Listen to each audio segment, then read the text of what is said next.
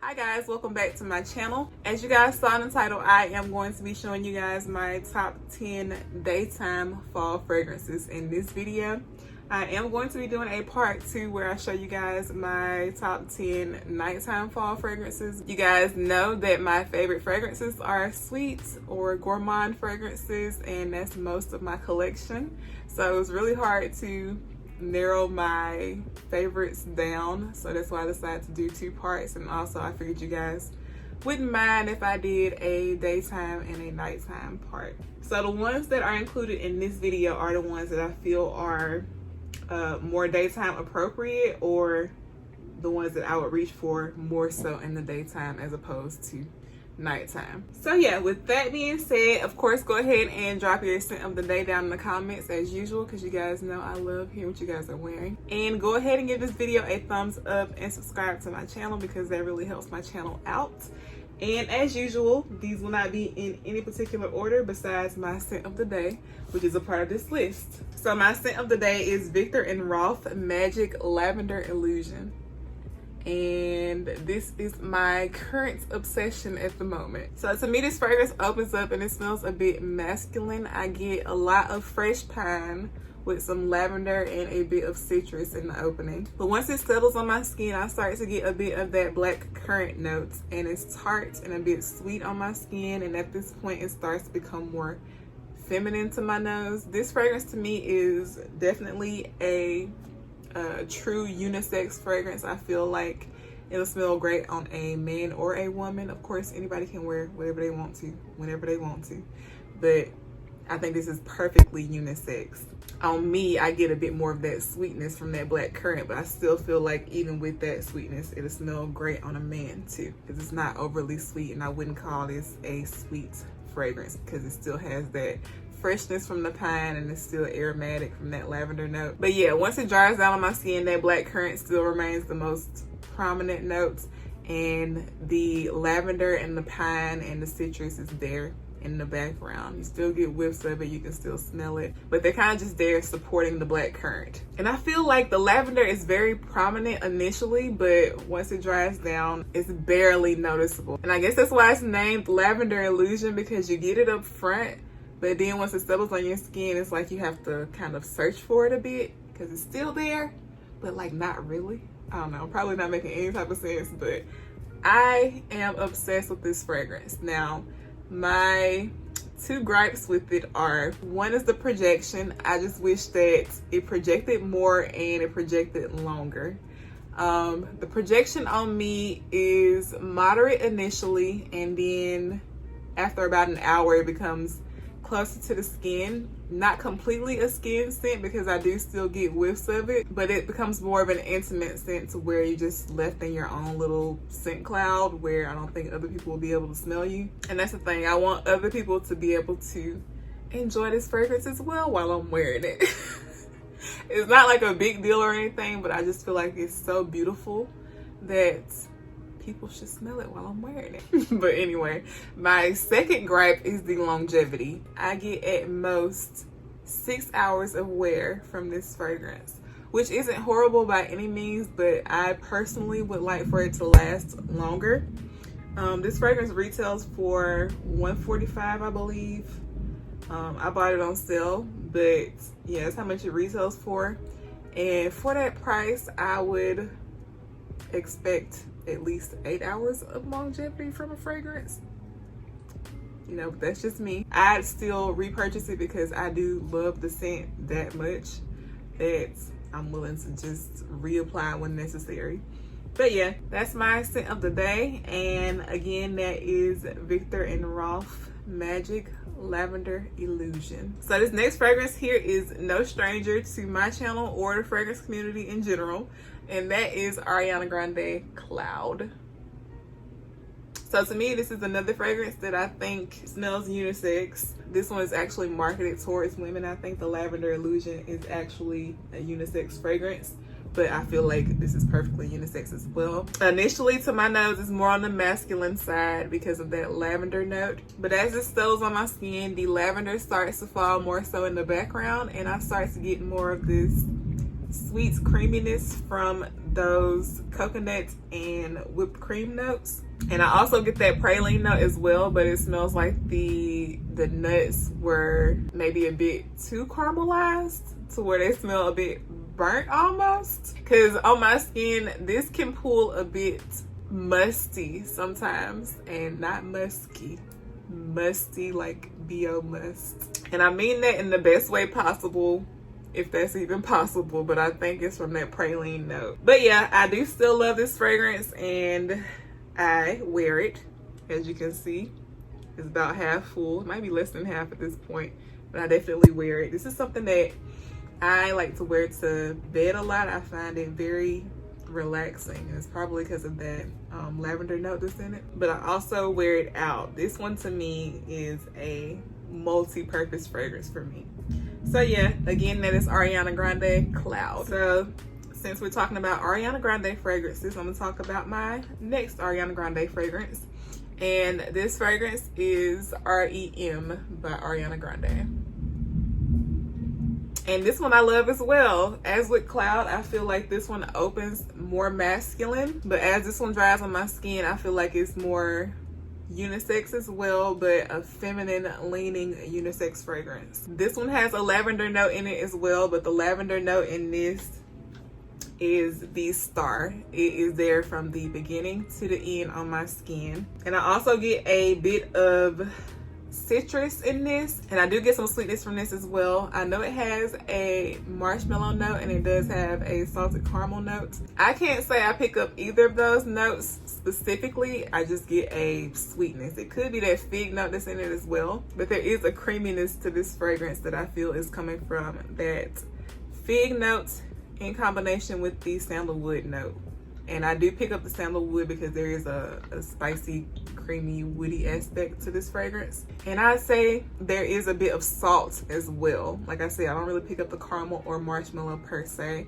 The sweetness in this is more of a airy sweetness, so maybe that's the marshmallow I'm getting the sweetness from. But the saltiness in this is probably from that salted caramel note. It's only slightly salty to my nose. It's not overly salty, but I really enjoy the saltiness in this fragrance. I know it has a musk note as well. It's like a skin musk. So that in combination with the salted caramel note, I feel kind of just gives like this natural, slightly sweaty skin vibe, but in the best way possible.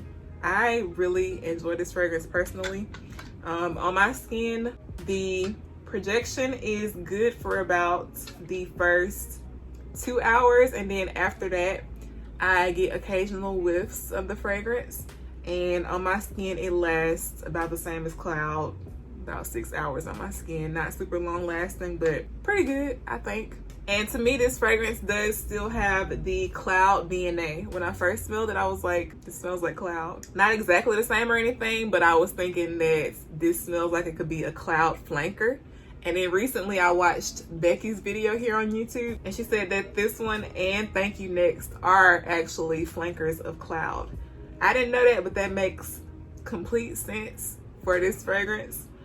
Because like I said, it does smell like it has that Cloud DNA in it. But yeah, I love this fragrance, and that is REM by Ariana Grande.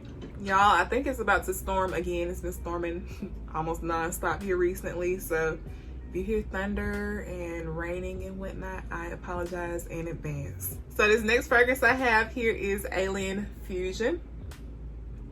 And you guys know I love this fragrance. So as I've mentioned previously, this fragrance does still have the Alien DNA, but it doesn't have that jasmine that's in Alien. So it doesn't have that slightly menthol smell I can get from Alien because of that jasmine note. And also, as I've mentioned previously, it smells like big red chewing gum to me. The tuberose in this is the bubblegum tuberose, and that tuberose along with the cinnamon note that's in this reminds me of Big Red. If you guys haven't had it before, it's just a cinnamon flavored gum. So that's literally what I get in this, the Alien DNA with the Big Red chewing gum scent on top.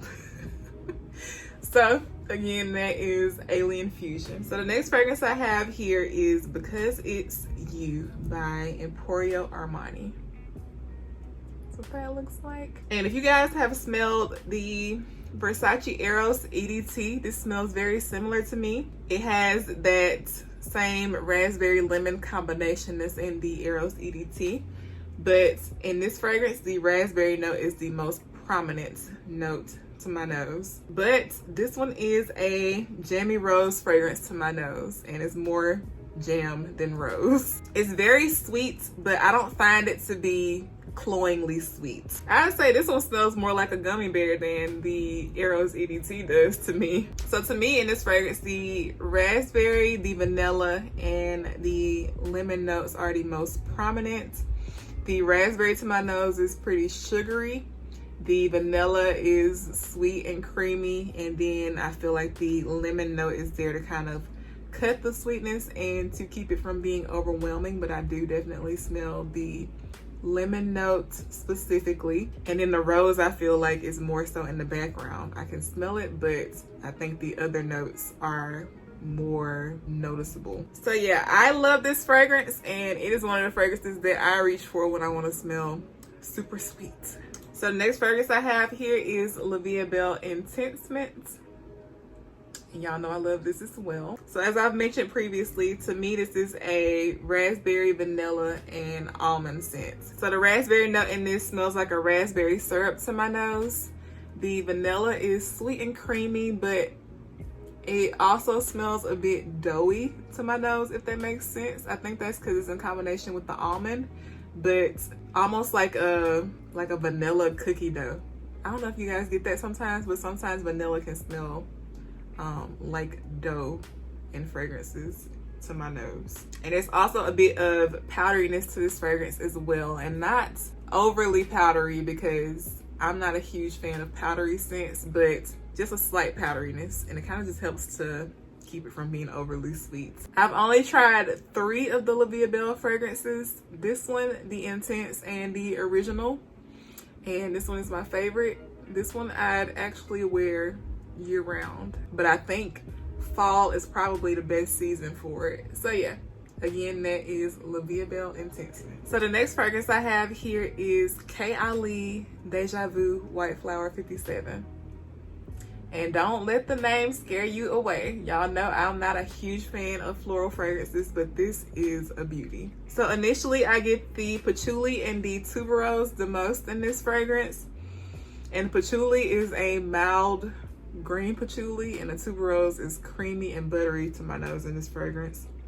But as it settles on the skin, those notes are still there, but they're more so in the background. And as it starts to dry, I start getting more of that nectarine note that's in this, and it's a fresh but ripe and juicy nectarine notes. And I smell the pear as well, and it's also like a sweet, juicy pear. There's also some effervescence to this fragrance, and I get this in the Elixir one too that I've sampled, and that one is very heavy in the patchouli. So I'm thinking that maybe it's the patchouli note that's doing that. And I also get the vanilla note in this as well, and it's a sweet, creamy, delicious smelling vanilla. Y'all, this is beautiful. Like I said, don't let the name scare you away. I saw white flower and I was like, I don't even need to try that. I'm not gonna like it. But I sampled it first, and because of the name, I ignored the sample for a while. But when I finally smelled it, I was like, why did I ignore this? If you haven't smelled it, get your nose on it first. Don't go blind buying it unless you just really want it. But don't say I told you to blind buy it. I do love it though, and I personally could see myself repurchasing it after I use it up. Y'all know the Cali fragrances aren't on any discount sites, so I purchased this from Sephora, so that tells you how much I really enjoy this fragrance. So yeah, again, that is Cali Deja Vu White Flower. So the next fragrance I have here is Zadig and Voltaire. This is her, which you guys know I love. As you can see, the dent has gotten bigger. So as I've mentioned previously, the first time I wore it, I was racking my brain trying to figure out what it reminded me of, and then I figured out that it was Carolina Herrera Good Girl, and I think the sweetness in this fragrance is what I found to be similar in that fragrance. The sweetness that this fragrance has reminds me of Dulce de Leche. It's like this sweet, milky, dessert-like sweetness. And Becky pointed this out, but I'm finding that the longer I have this fragrance, the sweeter it seems to get, and I'm really enjoying that because y'all know I love sweet fragrances.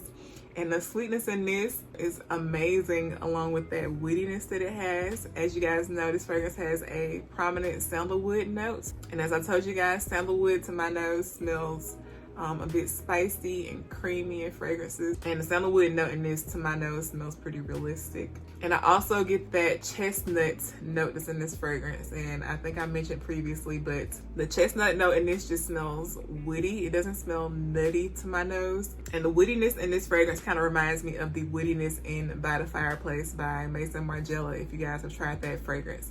But the woodiness from By the Fireplace, but without the smokiness. So yeah, this is amazing. As I mentioned previously, I don't think this is a safe blind buy. I think this is a fragrance that should be sampled first. But I also find this one to be a unisex fragrance. And in my opinion, unisex, masculine leaning. To me, this smells more masculine than it does feminine. And I love that masculine edge that it has. But as you can see, the name is This Is Her, so it's actually marketed towards women. But like I said, people just wear what you want to wear. I feel like this will smell sexy on a man. So yeah, again, that is Zadig and Voltaire, This Is Her. So this next fragrance gets a lot of hate, but I think it's beautiful and I love it. And the fragrance I'm talking about is Lancome E Doll. As you can see, I have a pretty big dent in here, but I think because the bottle is so thin, it makes it seem like I'm using more than I actually am, and I don't like that. Because I feel like I'm about to run out soon. I get nervous when I start seeing dents like this in my fragrances. It makes me want to get a backup. This fragrance, like I said, is beautiful. To my nose, I get the rose notes, and it's like a soft, powdery rose to my nose. And I do smell the vanilla as well. It adds this sweet creaminess to the fragrance. I find the pear note in this to be sweet and juicy. And I also get the musk. And to my nose, the musk is like a clean, soapy, almost shampoo-y like musk. But combined with all the other notes, it works perfectly. I actually wore this fragrance out not too long ago and I got a compliment on it. So even though it gets hate, obviously it's a people pleaser. The person who complimented me said that I smelled fresh and clean, and she asked me what I was wearing. So it must have smelled pretty good, right? So yeah, like I said, I love this. This is something that I do intend to keep in my collection because it's just an easy reach fragrance for me. It's like, I don't have to think too hard about it. I know I'm gonna smell good when I put this on. And yeah, again, that is Lancome E Doll. So the last fragrance I have here is another one you guys know I love. This is Dolce Gabbana, The Only One. As I mentioned previously, this smells to me like La Vie Est Belle and Black Opium Nuit Blanche had a baby. So to my nose, the most prominent note in this is that caramel notes. And to me, the caramel notes along with the coffee and the vanilla kind of reminds me of a latte. It smells like you have a latte with loads of caramel syrup and a few pumps of vanilla syrup in it. And then there's also some fruitiness to this fragrance. And that's the part that kind of reminds me of La Vie Est Belle. It's like you take the fruitiness from La Vie Est Belle and you take that latte aspect from Black Opium Nuit Blanche, and you have The Only One. The fruit note I smell in this the most is that pear note, and it's a sweet, juicy pear. And it's also a bit of powderiness that I'm getting here on the tester strip, but on my skin I don't get much powderiness. It just smells sweet and delicious. So yeah, again, that is Dolce & Gabbana, The Only One. Okay guys, that was it for this video. Let me know down in the comments what fragrances you guys are looking forward to wearing this fall. And don't forget to give this video a thumbs up and subscribe to my channel before you leave. And I will see you guys in part 2 where I show you guys my top 10 nighttime fall fragrances. Bye.